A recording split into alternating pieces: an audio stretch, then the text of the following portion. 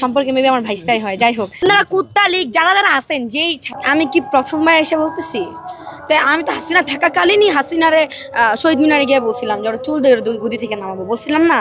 তো সেই থাকাকালীন বলছি, আর নাই এখন বলতেছি, দুটার মধ্যে অনেক তফাৎ না? আর এখন তো না, এখন তো একটা মানে আপনি যে যারা আওয়ামী লীগের পাচার, তো ঠিক আছে, তো ওরাও এসে বলবে যে হাসিনা খারাপ না। কয়জনের সাহস হয়েছিল যে হাসিনা থাকাকালীন কথা বলার, যে ভাই আমার জীবনে অনেক বড় স্বপ্ন ছিল আমি একটা লীগের থাপড়াবো, থাপ মানে ছাত্র লীগের, বুঝছেন? কিন্তু ভাই সামনে পাইছিলাম, থাপড়ানোর সুযোগ পাইনি। মানে আজকে এই যে এখানে পুরো একা, আমি পুরো একা, এই জায়গায় বলা যায় না যে লীগের পোলাপেলগুলো আছেন, আপনাদের জন্য বসে আসি।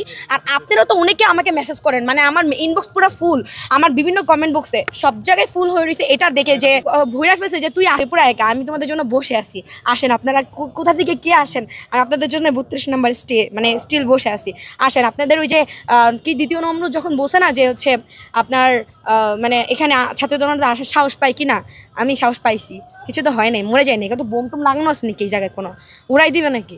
তো এখানে হাঁটবো, মাঝখান দিয়ে হাঁটবো, সমস্যা নেই। বোম টোম থাকলে উড়াই দিলে সেটা অন্য বিষয়। প্রেস ব্রিফ করে দিলাম, হয়তো আমাকে যদি কেউ ধরতে আসে অবশ্যই কিছুক্ষণের মধ্যে আসবে, বাট আসি। যদি কেউ কোনো লিগের যদি আমার সাথে দেখা করার ইচ্ছা থাকে তাহলে চলে আসেন, আমি আসছি এখানে।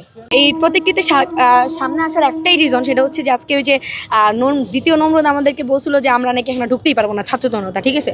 আমরা বসে আসছি, আমি একা, আমার সাথে কয়জন, তো সাংবাদিক ছাড়া আর কেউ নেই এখানে।